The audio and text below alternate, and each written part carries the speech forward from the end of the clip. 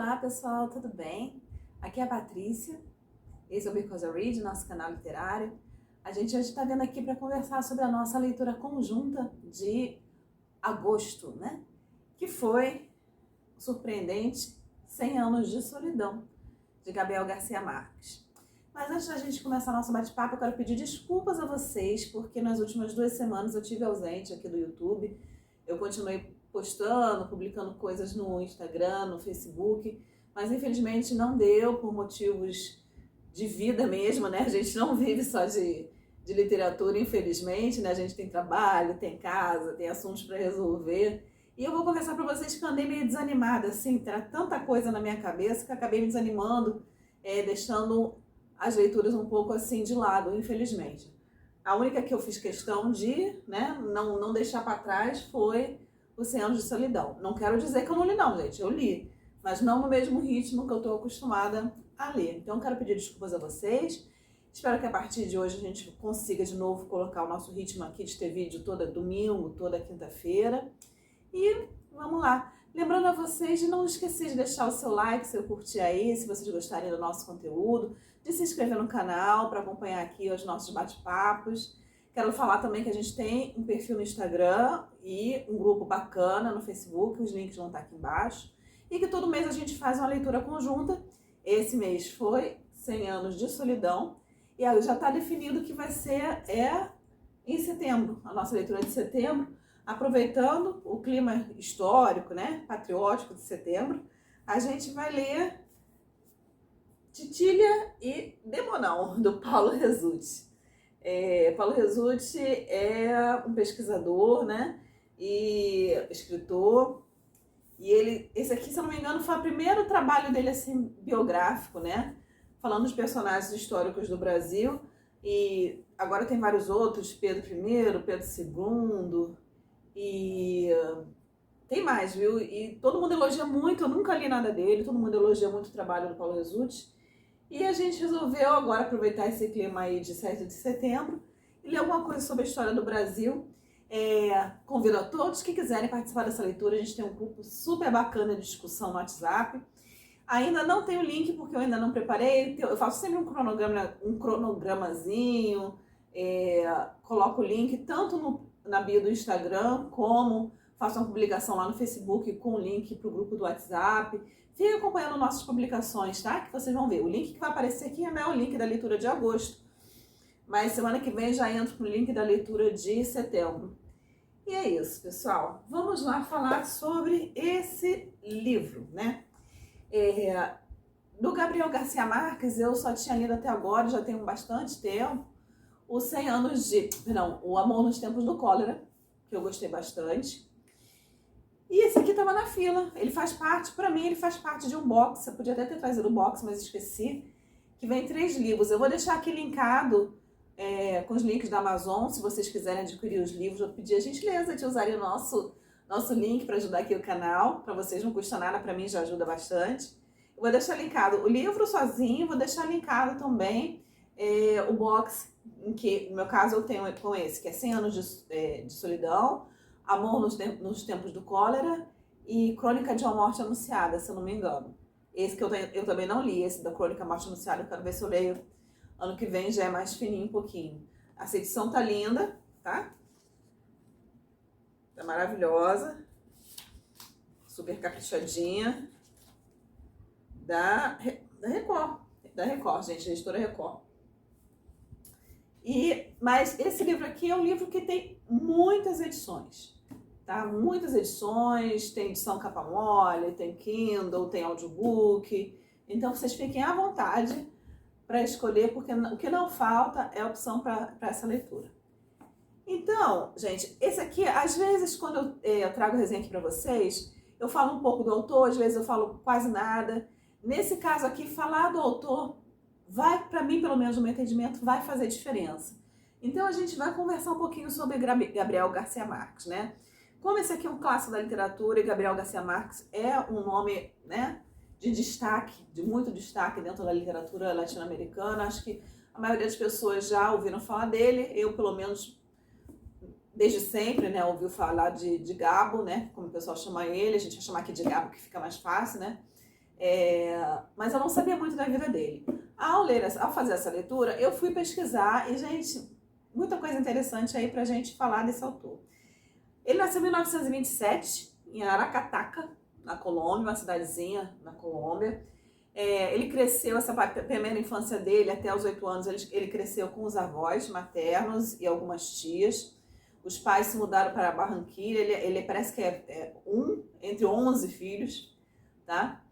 E a avó do Gabo era aquela pessoa que, cheia de crenças, cheia como é que tá, superstições, e uma contadora de histórias. Então, ele cresceu ouvindo história de assombração, história de sobrenatural, que a avó contava para ele. E o avô era um coronel que tinha participado da Guerra dos Mil Anos. A Guerra dos Mil Anos foi uma guerra civil dentro da Colômbia. E o avô também gostava demais de contar história, então ele sempre contava história para ele, da Guerra Civil, história de política. E o Gabo cresceu ouvindo histórias. Então esse é um ponto importante aqui dentro dessa história aqui, tá? Esse fato que o Gabo cresceu ouvindo histórias e que ele foi criado pelos avós e por muitas mulheres também na família dele, porque eram os avós maternos e as tias, né? E o personagem feminino aqui dentro dessa história, né, a presença feminina é muito marcante. Então, gente, o que a gente tem que falar? Vamos lá, minha colinha aqui. Ah, sim, por isso que eu estava querendo lembrar aqui. Inclusive, sobre essa infância dele, né, de crescer ouvindo história, ele falou isso aqui numa entrevista, né? Vou botar aqui meu óculos, meus olhinhos. Eu vivia repartido entre 2 mundos, onde as coisas mais maravilhosas eram simplesmente cotidianas. Gente, e exatamente isso aqui que você vai encontrar em 100 Anos de Solidão, né? A mistura dos acontecimentos reais com fatos sobrenaturais, com acontecimentos sobrenaturais. E isso vai passar de uma forma como se tudo integrasse, o natural e o sobrenatural se integram aqui de uma forma assim, totalmente harmônica, né? Na narrativa você não vai ver diferença entre o natural, mas a gente já vai chegar lá quando a gente falar sobre narrativa. Mas isso é muito interessante aqui, né? O Gabo, ele foi escritor, foi editor, foi roteirista, foi jornalista, né? Aliás, ele começou a carreira como jornalista, ele gostava muito dessa profissão. E depois, né, que ele resolveu ser escritor, né? Inclusive, quem influenciou o Gabo, né, quem serviu de fonte de inspiração, né, e estímulo para o Gabo começar a escrever, foi o Kafka, né? Franz Kafka. Ele gostava muito do estilo do Kafka e ele falava que o Kafka contava história que nem a avó dele, né? Outra coisa importante do Gabo, que ele foi um dos nomes mais marcantes dessa corrente literária, né, que mistura fatos reais com o sobrenatural, que é o realismo mágico, né? Falou em realismo mágico, o primeiro nome que vem à cabeça é do Gabo, né? Mas ele também teve outras influências, né? Ele gostava de Hemingway, ele gostava do Jorge Luis Borges, Virginia Woolf, Faulkner, né? Foram os Cortázar, né? Foram os nomes mais marcantes aí pro Gabo, mas assim, a fonte principal de inspiração dele foi o Kafka, né? 100 Anos de Solidão foi lançado em 1967, exatamente nos anos 60, né, quando teve o boom, né, da literatura latino-americana, quebrando, né, a hegemonia da literatura europeia, da literatura norte-americana. Foi a hora que o pessoal começou a olhar, né, para a literatura latino-americana, que começou a ter livros, né, para ler sobre isso, sobre os autores latino-americanos. E foi nesse momento aí de boom que 100 Anos de Solidão foi lançado. Aqui no Brasil, traduzido para português, né? 100 Anos de Solidão se chegou nos idos de 1980, nos anos de 80, por aí. Algumas curiosidades aqui sobre o nosso autor, né? Para a gente terminar, fechar aí do autor, né? Ele, em 1982, ele ganhou o Nobel de Literatura pelo conjunto da obra dele, né? E a gente vai voltar a falar disso um pouquinho mais para frente, mais para o final da nossa conversa aqui. Ele era muito amigo pessoal, assim, particular, durante a vida de nada mais nada menos que Fidel Castro. E outra coisa interessante é que no quarto congresso que teve em 2007 de literatura da língua, perdão, quarto congresso internacional da língua espanhola, né? 100 anos de solidão foi classificado como o segundo livro mais importante de língua espanhola, só perdendo o pódio para Don Quixote, que é o livro de ficção mais vendido no mundo, né? Então, eu só estou falando isso, gente, para vocês terem noção, assim, da importância desse livro para a literatura, não só a literatura latino-americana, mas a literatura mundial, né? Eu ouvi numa entrevista, né, porque eu andei vendo vídeo, andei pesquisando sobre ele, e eu ouvi na entrevista uma professora falando que esse estilo de escrita do Gabo, ele, né, foi importantíssimo para mudar uma geração, né, um momento cultural, né, e então esse livro, gente, ele é importante, assim, independente até se você é fã desse gênero, se você já leu ou não, e se você já leu ou não gostou muito, mas esse livro e o realismo mágico fazem uma parte importante dentro da história da literatura, né? Então é isso, gente. Então agora a gente vai falar um pouquinho do enredo. Aqui em 100 anos de solidão, como o título já fala, a gente vai ter uma história narrada que vai, né, percorrer 100 anos de história, né? História do quê, Patrícia? Então, essa história que a gente vai conhecer aqui, que vai durar 100 anos, é a história da família Buendia, tá? E a história de um povoado que vai ser fundado por esses personagens aqui, que é o Macondo, o povoado de Macondo. Essa história, ele não se fala nome específico assim de local, mas você entende, né? Pelo que fala do clima, da topografia e principalmente dos acontecimentos políticos, que a gente está falando aqui da Colômbia mesmo, né? Que foi onde o Gabo nasceu. Onde a história começa? A história aqui começa com o José Arcádio Buendia, né? E a Úrsula Iguarã. E esse sobrenome Iguarã ele pegou emprestado da avó dele, tá, gente? Da avó materna dele.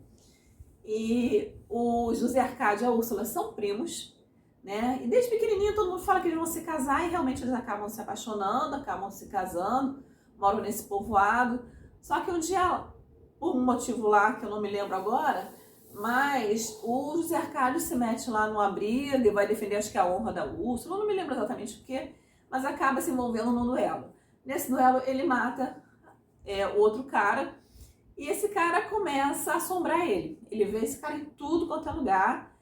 E assim, a gente não entende. Esse livro, gente, você tem que ler, tem que lê-lo com a mente muito aberta, muito disposta a absorver ideias novas, a absorver uma realidade diferente, né? Então, assim, você não sabe se esse fantasma que está perseguindo ele, se realmente é um fantasma, se realmente dentro daquela realidade aquilo ali está acontecendo, ou se é fruto da culpa do José Arcádio de ter matado, porque acho que ele nunca tinha matado ninguém, entendeu? E aquilo ali vai incomodando tanto ele, aquela perseguição ali do fantasma, que ele acaba decidindo deixar esse povoado que eles moram e ele resolve ir em direção ao mar. Ele quer conhecer o mar, ele quer fazer um povoado perto do mar. E aí pega a Úrsula, pega as coisinhas dela e vão. E aí uma parte da população desse povoado, gente, começa, os mais jovens, né, os casais mais jovens, resolvem ir junto com eles, né? E vão empreender essa viagem. Essa viagem dura bastante tempo, eles andam pelo meio da floresta, né? Todas as dificuldades ali gente, Colômbia, a gente vai contar ali mais ou menos um estilo assim, vamos pensar assim meio que, né, uma mata tropical com um relevo, né, um bom relevo, né, com cordilheira. E o que acontece aqui? Ele começa a ficar cansado de procurar. Acho que ele leva uns 2 anos lá no meio do mato procurando. E aí ele fica cansado de procurar e um dia ele tem um sonho. Ele sonha com a cidade toda cheia de espelhos e sonha que o nome dessa cidade é Macondo. E aí quando ele acorda, ele já está tão desestimulado daquela busca, aí ele fala com né, o povo, olha gente, não vão procurar mais mar nenhum, a gente vai ficar por aqui mesmo, vamos derrubar as árvores, vamos fazer uma cidade aqui, é por aqui que a gente vai ficar. E assim, né, é criado o povoado de Macondo. E aí, o José Arcádio e a Úrsula são tipo assim, os patriarcas e matriarcas, a patriarca e a matriarca dessa cidade, né? O José Arcádio não só, né, foi o líder da viagem, mas ele vai ser o líder daquela cidade, porque ele vai se preocupar em dividir os terrenos e dar um espaço justo para cada um, se preocupa em fazer a infraestrutura da cidade, né? Então, assim, ele que vai, né, liderar ali extraoficialmente, né, aquela cidade. Todo mundo respeita a opinião dele, as decisões dele, e assim vai ser, né? Eles vão fundar Macondo, e Macondo é uma cidade super tranquila, é um povo que já se conhece, todo mundo jovem, ninguém tá assim à beira da morte, ninguém tá doente. No caminho para, né, nesse tempo que eles estão viajando, né, nasce o primeiro filho deles. Eu acho que, se eu não me engano, é o Aureliano, né? E aí nasce o Aureliano e depois, mais tarde, quando eles já fundaram a cidade, acho que nasce o José Arcádio. E aí começa um pouco da confusão desse livro, porque a gente vai acompanhar aqui 6 ou 7 gerações da família Buendia, né? Durante esses 100 anos, né? E todos os homens da família vão se chamar ou José Arcádio ou Aureliano. E, gente, vai ter muito José Arcádio e muito Aureliano aqui dentro dessa história. Entendeu? Tanto é que a maioria dos livros, não todos, tá? Porque a gente fez uma leitura conjunta, algumas pessoas estavam usando outras edições, elas vêm, né, com a árvore genealógicazinha para você entender, né, quem é quem aqui no meio desse monte de José Arcádio, desse monte de Aureliano. Alguns são José Arcádio II, Arcádio II, Aureliano II, às vezes é só Aureliano e muda só o sobrenome, pega o sobrenome da mãe, mas todo mundo vai ser, dentro da família Buendia, vai ser Aureliano ou José Arcádio. As mulheres também, não segue exatamente esse padrão assim, né, rigoroso, mas a maioria vai se chamar Amaranta ou Úrsula, porque depois de ter o José Arcádio e o Aureliano, anos mais tarde, né, a Úrsula e o José Arcádio, patriarcas e matriarcas, vão ter a Amaranta, né? Então são 3 filhos, José Arcádio, Aureliano e Amaranta, filhos do José Arcádio e da Úrsula. Então, gente, aí a gente vai acompanhar aqui a história dessa família e a história de Macondo, né? E aqui, gente, vai ser praticamente um ciclo que a gente vai fazer, né? Deixa eu só assim me achar de novo aqui minha colinha, porque caiu no chão. Né? O que a gente vai ter aqui são 6, 7 gerações, né, dessa família que a gente vai acompanhar. E é uma história que vai fechar um ciclo, né? A fundação, o crescimento, o desenvolvimento, o progresso, né? Vai chegar um momento que eles não vão ser mais um povoado isolado, o progresso vai chegar até eles, o governo vai chegar até eles, e aí começa tudo a desandar, e aí começa tudo a ser destruído. Então vai ser um ciclo que vai se fechar, vai começar e terminar, tanto em relação à família Buendia, como em relação a Macondo, né? Macondo. Aí vamos falar um pouquinho aqui da narrativa. O que a gente tem aqui nessa narrativa, né? O Gabo, ele falava que o estilo, né, de escrita dele era de carpintaria.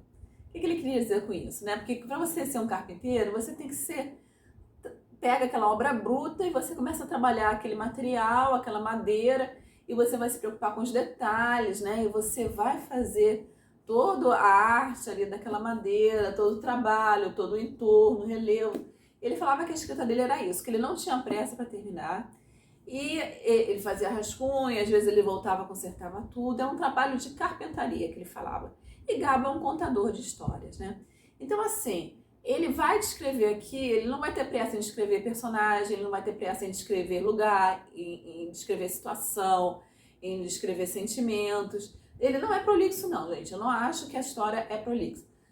Mas, no entanto, porém, são longos parágrafos. Tipo assim, você vai ter pouco diálogo aqui, você vai ver assim, olha, páginas e páginas que você não vai ver praticamente nenhum diálogo. Ele é um contador de histórias, então quando você conta história, você não põe diálogo no meio, né? Você está contando a história, você está contando o que aconteceu e aí você vai embora. E é muito o que ele faz aqui, tá? Então ele vai construir aqui essa história dessa forma, né?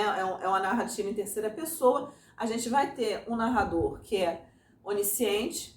A gente vai ter momentos aqui em que vai aparecer uma situação que só vai acontecer no meio ou mais pro final do livro. E você vai ver o personagem naquela situação lá do futuro, pensando, lembrando de alguma coisa que aconteceu no passado. E aí esse passado é o que vai continuar a história, vai continuar, até o momento que vai chegar naquele momento que aquele personagem citou, né? Então a gente vai ter essa ida. Não vai ser toda hora não, mas a gente vai ter momentos ali que a gente vai ter uma visão de acontecimentos futuros, né? O que mais? Deixa eu dar uma olhadinha aqui. Sim, importante. Aqui a gente vai encontrar muito referências bíblicas, né? Importante não, assim, né? Interessante. A gente vai ter aqui dilúvio, vai chover anos e anos e anos, Macondo. A gente vai ter, supostamente, um menino que foi encontrado, um bebê que foi encontrado dentro de um cesto em um rio. A gente vai ter gente arrebatada direto aos céus, que não vai conhecer a morte, vai passar ali no jardim da casa, de repente vai ser assunto aos céus. E nada me tira da cabeça, isso aí já é uma interpretação minha, que a própria fundação de Macondo, no primeiro momento, ela se compara muito ao paraíso, ao Éden, entendeu? A fundação, onde tudo é perfeito, onde tudo está correndo bem, onde ninguém está morrendo, porque é todo mundo jovem, e até aquilo ser contaminado pelo pecado, pelo mundo. Então, a gente dentro do nosso grupo de discussão, que aliás, gente, que grupo de discussão maravilhoso, vocês não sabem que grupo lindo que a gente tem fazendo essas discussões de nossa leitura conjunta. Muda um, muda outro, dependendo da leitura, mas a gente tem um grupo base muito bacana, muito inteligente, muito rápido de chegar a conclusões, muito irreverente, muito... Gente, é uma leitura super gostosa, estou muito feliz de estar fazendo essas leituras conjuntas com esse grupo tão bacana. Mais uma vez, pessoal, muito obrigada. Mas voltando aqui para a nossa leitura, né? A gente tem esses fatos bíblicos acontecendo aqui e a gente vai ter o tempo todo, como eu acho que eu já citei aqui, essa história vai estar entrelaçada com a política, com acontecimentos sociais, econômicos, políticos, né? Então, aquela guerra lá civil, né, que o avô do Galo participou, você vai encontrá-la aqui dentro, não assim, dado nomes, né? Isso aqui foi aquele acontecimento, mas você vai ver ela retratada aqui dentro, né? Algo muito parecido, pelo menos, com isso, né? E essa história, gente, é assim, é impressionante como ele consegue misturar o natural e o sobrenatural, porque assim, a história vai sendo narrada e aí você vai ter assuntos corriqueiros do dia a dia, situações de família, e aí alguma coisa absurdamente absurda vai acontecer dentro da história. E é até difícil você citar uma coisa específica, porque é o tempo todo coisas sobrenaturais, pessoas com dons sobrenaturais, gente com dom de adivinhação, né? E por aí vai. E o natural está sempre misturado com a vida do dia a dia aqui dentro da história. E o autor ele não exalta os fatos sobrenaturais. Eles estão misturados dentro da história como se fosse uma parte integrante normal da história, como eu já falei aqui para vocês, né? O que mais aqui que a gente tem? Deixa eu dar uma olhadinha aqui. Sim. Mas apesar disso tudo, né, apesar de ter essa parte política, que é uma parte que está entrelaçada o tempo todo dentro da história, né, da gente ter aqui a parte que narra algumas coisas assim, esses fatos bíblicos, o foco da história mesmo, gente, é o personagem. O Gabo vai desenvolver aqui os seus personagens, né, e quando eu falo personagens, são principalmente, né, na maior parte do tempo, os integrantes da família Buendia, né? Os pais, né? Os filhos, os netos, os bisnetos, os tataranetos e por aí vai. E cada um desses personagens, você vai perceber assim, que eles têm características, alguns têm dons sobrenaturais, E, assim, a maioria deles, com exceção, eu diria, da Úrsula e da Santa Sofia de Soledad, eu diria que todos eles têm características, assim, que puxam ao extremo, né? Um é alcoólatra, né? Super viciado, o outro é viciado em sexo, o outro é religioso demais, o outro é sonhador demais, né? Então você vai ver assim, dentro das características de cada um, e nenhum é normal, tá, gente? Não que eu seja normal, mas você vê assim, que nenhum desses personagens aqui da família Buendia tá nem perto de ser um ser humano normal. Mas dentro dessa condição humana de cada um, você vai ver assim, essas características sendo exaltadas e algumas características sobrenaturais que também cada um tem. E é interessante ver essa influência que as mulheres tiveram na vida do Gabo, né? Porque o personagem feminino aqui é uma coisa muito forte, né? Pelo que eu andei lendo, né, ouvindo, vendo vídeos, a Mercedes, que até é um personagem aqui na história também, que foi a mulher do Gabo, com quem ele foi casado durante 56 anos, era uma mulher super forte, né? E você vai ver essa força representada aqui nas mulheres da família Buendia, né? Na Amaranta, na Úrsula, na Fernanda, que não era da família, mas que casou com Aureliano, e na Soledad, cada uma, na Rebeca, cada uma de uma forma diferente, mas são mulheres fortes, são mulheres assim, com características marcantes, né? Que naquilo que elas fazem, tanto de bom como de ruim, elas vêm chegando, elas chegam chegando, sabe? Tanto para fazer coisas absurdamente, né, peculiares, ou até a gente poderia falar assim, moralmente erradas, como para fazer coisas boas, né? Mas são mulheres marcantes. E aqui eu quero destacar, gente, a Úrsula, né? Essa matriarca da família. A Úrsula, com certeza entrou. O próximo vídeo que eu fizer aí de personagens favoritos, a Úrsula vai estar lá. Porque é uma mulher, é uma personagem aqui dentro que eu ganhei uma admiração, assim, né? Muito grande por ela, né?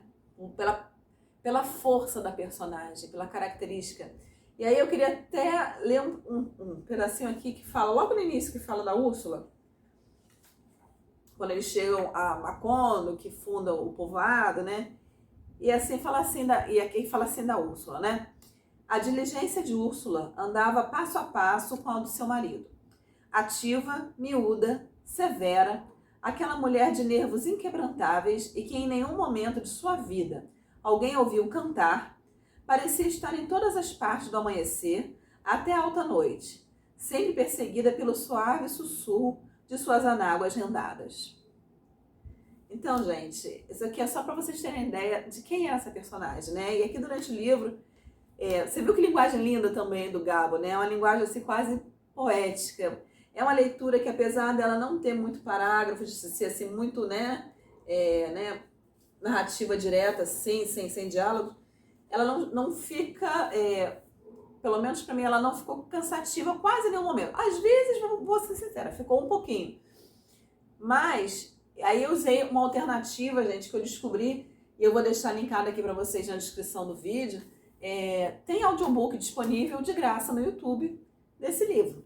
Não é aquele audiobook com aquele, né, aquela voz narrativa maravilhosa, mas alguns momentos que eu estava cansada da leitura, assim, do ritmo da leitura, eu ouvi uns pedacinhos no audiobook, né, dava continuar. E isso funcionou maravilhosamente bem para mim, por isso eu vou deixar linkado aqui para vocês também. Então a gente tem aqui essa Úrsula como personagem forte, todas as mulheres deste livro, dessa história, merecem muita atenção, muita reflexão, né? Outra coisa, vendo vídeos, vendo, né, comentários sobre esse livro, né, discussões, uma coisa que estava sempre comum em todos esses comentários é as pessoas falarem que um dos fatos dessa 100 anos de solidão ser uma história tão difundida é porque é uma história universal. E universal em que sentido? Esses personagens da família Buendia, eles representam cada um de nós, mesmo com toda essa característica sobrenatural, mas quando o Gabo vai desenvolvendo cada um desses personagens, ele vai desenvolver cada um desses personagens aqui dentro, o que eles estão pensando, as suas fraquezas, as suas opiniões, os seus objetivos, seus sonhos, suas características, a gente acaba se vendo ali. Não só em relação a personagens, mas também no relacionamento interpessoal de família, né? Aquelas brigas corriqueiras, aqueles desafetos que há dentro da família, aquela tia que é daquele jeito, aquele pai que é autoritário. Você vai vendo tudo isso dentro da história e vai identificando a sua própria casa, a sua própria pessoa, né? Então, por isso, acho que, né, as pessoas consideram essa história uma história universal, né? O que mais que a gente pode falar? Uma coisa que eu acho assim, você não pode ler esse livro porque ele começa de uma forma muito tranquila, mas logo ele vai começar a jogar esse realismo mágico para dentro da história, né? E cara, não fica tentando entender, é a minha opinião, tá? Não fica tentando, sabe, assimilar, querer encaixar tudo dentro de uma caixinha padrão na cabeça, porque não vai rolar, não vai acontecer. O livro vai ser essa mistura de magia, de fantástico, com vida real, com guerra, com desencontro, com problema para resolver, o livro inteiro. Então, se deixa levar, vai se deixando levar, não tenta entender não, vai só lendo e aproveitando a narrativa, a descrição dos personagens, vai aproveitando essa contação de história, não tenta assim, né, trazer tudo para uma caixinha do certo e errado, de bom, de ruim, de real e imaginário, não. Se deixa levar, porque tá tão misturado, tá tão intrincado o natural, o real com o mágico, que você não vai conseguir. Você vai se esforçar, vai ficar uma leitura cansativa e você não vai conseguir. Se deixa levar, vai embora do livro. O que mais? Vamos ver aqui o que a gente tem mais para falar. É muita coisa, viu, gente? É muita coisa aqui nessa história, né?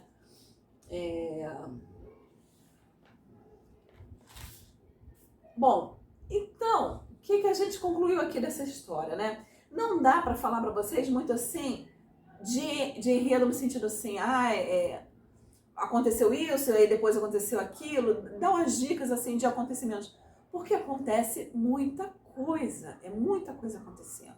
E nem tudo, como eu acabei de falar, é explicável, entendeu? Então não dá para dar essa dica de enredo.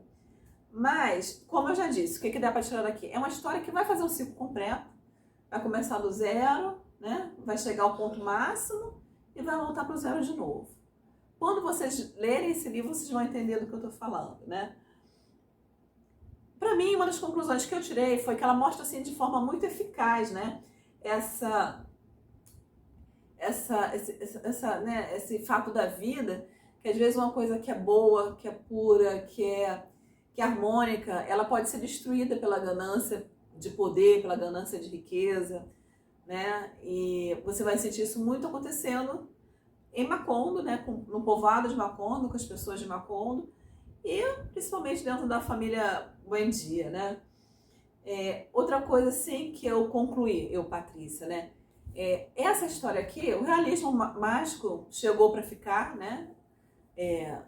Nos anos 60 e é uma corrente que ficou, mas esse é um tipo de história que é muito difícil de alguém conseguir reproduzir alguma coisa parecida com ela de novo, né? Eu acho que nem o próprio Gabo, se tentasse a conseguir, porque ela está muito baseada nas experiências de vida do autor, né? No que ele ouviu da avó, no que ele ouviu do avô, naquilo que ele acreditou. Então ele transportou todas essas histórias, ele juntou tudo aqui dentro desse livro, né?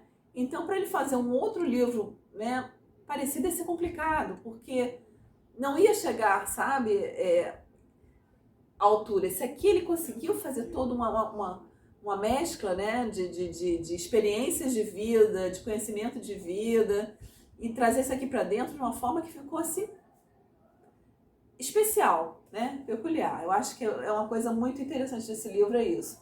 Acho que não dá para repetir essa fórmula aqui. Fez, usou, jogou fora, e não dá para repetir. Uma coisa que eu quero falar para vocês, assim, esse negócio de realismo mágico não é um dos meus gêneros favoritos, tá? Eu gosto das coisas mais certinhas. Eu, Patrícia, gosto de história mais certinha, mais com o pé no chão. Então, para mim, num primeiro momento, foi difícil me deixar levar e eu já estava falando assim, não gostei. Eu vou fazer essa leitura porque eu estou comprometida com ela, é nossa leitura conjunta, mas eu não gostei. Mas foi uma ideia que foi mudando conforme a leitura foi evoluindo, conforme o nosso grupo de discussão. Por isso que eu acho que o grupo de discussão é tão importante assim para essas leituras assim, né? Esses clássicos da literatura, porque cada um vai trazendo uma ideia, vai trazendo um ponto de vista. E você, mas tem isso também. Mas eu não vi, posso ver por esse ângulo também. Então vai enriquecendo demais a tua opinião, né? E você vai trocando ideias ali. Isso me ajudou na minha dinâmica de leitura aqui desse livro. E uma coisa que eu fiz, que às vezes eu faço só no final, mas essa que eu fiz um pouquinho antes, foi pesquisar, né, a vida do Gabo. E o que me trouxe um entendimento muito melhor dessa história aqui. Isso não vai acontecer com todos os livros, gente, mas nessa história aqui, conhecer um pouco da vida do Gabo, da experiência de vida, da biografia dele, fez muita diferença para entender, não, mas para conseguir, né, me harmonizar com essa história, né, ter uma dinâmica positiva com essa história e gostar da leitura, gostar bastante da leitura, né. Eu acho que esse tipo de livro aqui, assim, tem muita gente que ama esse livro, tanto é que tem gente que entrou na leitura conjunta, né, na discussão, gente que já leu, mas gosta tanto desse livro que quis reler e participar da discussão. E é um livro para quem gosta, assim, a pessoa ama, né, não tem muito meio tempo, a pessoa ama, e é um livro que eu acho que cresce muito na releitura, viu? Porque são muitas pequenas coisas que você acha que você não percebe no primeiro momento, mas quando você lê de novo, você vai sacar, né? Como eu já falei também, eu vou deixar aqui o link para vocês, né, do audiobook. O audiobook foi uma coisa que me ajudou bastante nessa leitura, tá? E a gente, para finalizar aqui, a gente vai falar, Patrícia, e os 100 anos de solidão, no final das contas? Por que esse livro se chama 100 anos de solidão, né? E aí a gente também vai criar hipóteses aqui, né? Algumas delas o próprio autor falou. Primeiro a gente vai falar de 100 anos de história, a gente vai falar de um povoado que foi criado e ficou isolado, né? Depois o progresso chegou, assim, tudo. Mas aquele grupo ali, o cerne de Macondo, as famílias, né, que vieram de outro lugar junto com o José Arcádio, que criaram Macondo, aquilo ali ficou, né? E ficaram ali naquele lugar isolado, naquele lugar diferente, e mesmo com todo né, a inserção de novas culturas, de novas pessoas, de novas coisas, aquilo ali era um povoado que era deles, era uma coisa deles, era uma posse deles, só deles. Então isso foi 100 anos de solidão para eles, né? E aí a gente fala também de cada personagem aqui, porque cada personagem aqui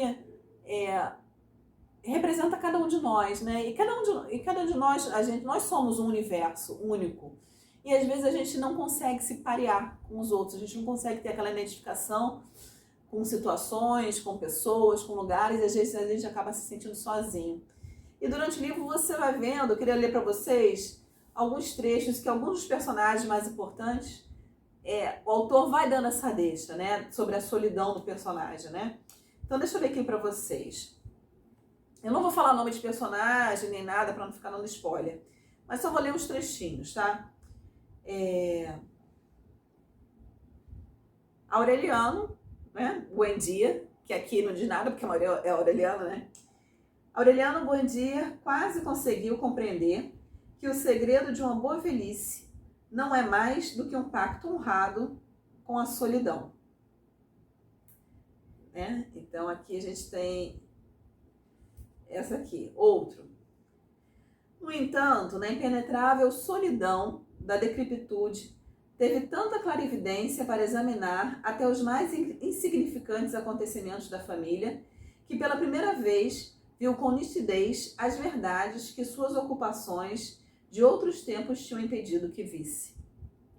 Mais uma vez ele falando, né, da solidão do personagem. Aqui de novo. Sentiu-se tão velha, tão acabada, tão distante das melhores horas de sua vida, que sentiu saudades, inclusive, das que recordava como as piores.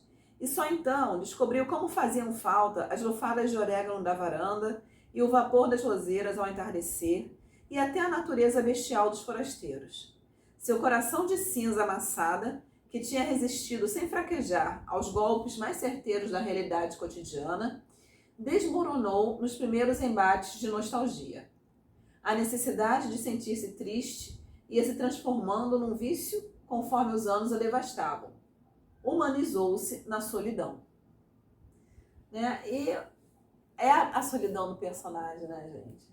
E isso é cada um de nós, né? A solidão de cada um de nós. Então, é também sobre, né, cada personagem, sobre um povoado isolado, no meio do nada. E é sobre a família também, né? A família Buendía que ficou isolada naquele lugar a vida inteira, né? E, gente, o próprio autor, né?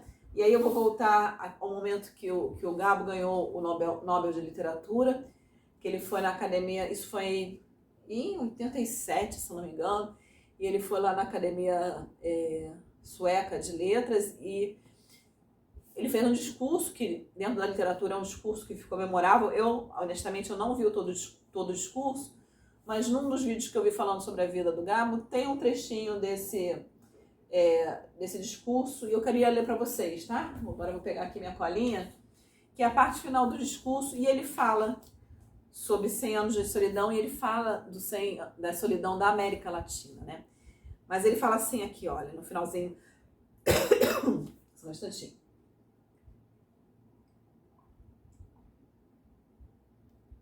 Ele fala assim,